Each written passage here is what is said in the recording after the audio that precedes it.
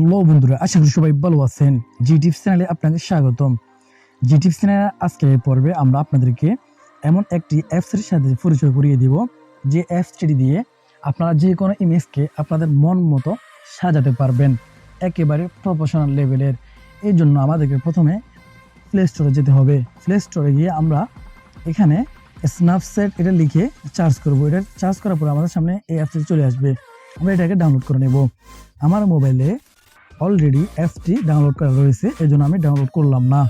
এরপরে আমরা কি করব, আমাদের যে ইমেজটি এডিট করতে হবে সেই ইমেজটি ওপেন করতে হবে। আমি মূলত আজকে এই ইমেজটি এডিট করে আপনাদেরকে দেখাবো।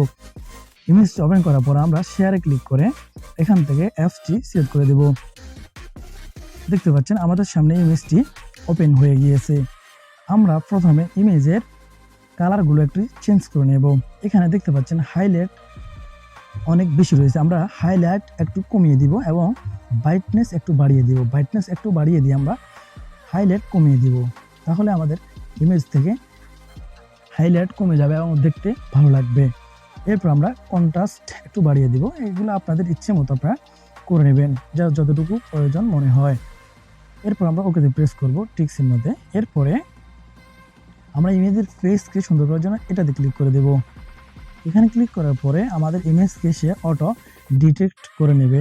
এরপর আমরা এটা ব্রাইটনেস একটু, ফেসের সফট লাইট একটু বাড়িয়ে দিব এবং ফেসের স্কিন, দেখতে পাচ্ছেন এখানে স্কিন স্মুথিং এটা একটু বাড়িয়ে দেব, তাহলে ইমেজ একেবারে স্মুথ হয়ে যাবে। আপনি দেখেন এখন ইমেজে অনেকগুলো সমস্যা দেখা যাচ্ছে, আমরা যদি স্মুথ একটু বাড়িয়ে দিই তাহলে দেখতে পাচ্ছেন ইমেজ একেবারে সুন্দর হয়ে যাচ্ছে।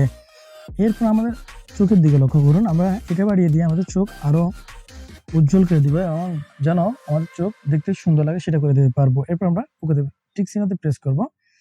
এরপরে আমরা এখান থেকে কিন্তু ইমেজের ব্যাকগ্রাউন্ড পরিবর্তন করতে পারবো। আমরা সেটি কিভাবে করব, সেটি করার জন্য আমাদেরকে এখানে এসে এখানে ক্লিক করতে হবে। ক্লিক করে এখানে প্লাস আইকনে ক্লিক করতে হবে এবং এখান থেকে আপনারা যে ব্যাকগ্রাউন্ডটি দিতে চাচ্ছেন প্রথমে সে ব্যাকগ্রাউন্ডটি সিলেক্ট করে নেবেন। আমি একটি ব্যাকগ্রাউন্ড সিলেক্ট করে নিচ্ছি। আমার গোপনীয়তার স্বার্থে আমি আমার এই স্ক্রিনের ছবিগুলো দেখাচ্ছি না আপনাদেরকে, এই জন্য ব্লার করে রেখেছি। আমি এখান থেকে এই ইমেজটি সিলেক্ট করে দিলাম। আমার মোবাইলে এখন ইমেজ না থাকার কারণে আমি এটি দেখাচ্ছি। যেহেতু এটা এখানে আসার পরে আমরা এটাতে ক্লিক করে এটাকে বাড়িয়ে দিব। এরপর আমরা এখানে টিক চিহ্ন প্রেস করব। এখন দেখতে পাচ্ছেন আমাদের ইমেজটি ঢেকে গেছে। আমরা কি করব, এখানে এসে ভিউ এডিটে ক্লিক করে আমরা এই যে এখানে এসে এখানে আমরা ক্লিক করে দেব। এখানে আমরা একসাথে রেখে এখানে রিমুভ করব। দেখতে পাচ্ছেন আমাদের ইমেজ ব্যাকগ্রাউন্ড পরিবর্তন হয়ে যাচ্ছে, দেখতে পাচ্ছেন। এইভাবে আমরা আমাদের এই অংশটুকু সিলেক্ট করে দিলেই কিন্তু এটি রিমুভ হয়ে যাবে। দেখতে পাচ্ছেন এভাবে কিন্তু রিমুভ হয়ে যাবে। যাই হোক বন্ধুরা, আমি আপনাদের এটা ডিলিট করে দিচ্ছি, আমার লাগতেছে না, আমি আপনাদেরকে দেখানোর জন্য করেছি। তাহলে আমি ব্যাক এসে এটা আমি কীভাবে রিমুভ করবো, এখানে এসে আমি এটাকে একেবারে কমিয়ে দিব। তাহলে দেখতে পাচ্ছেন আমার ইমেজ কিন্তু ঠিক হয়ে গিয়েছে।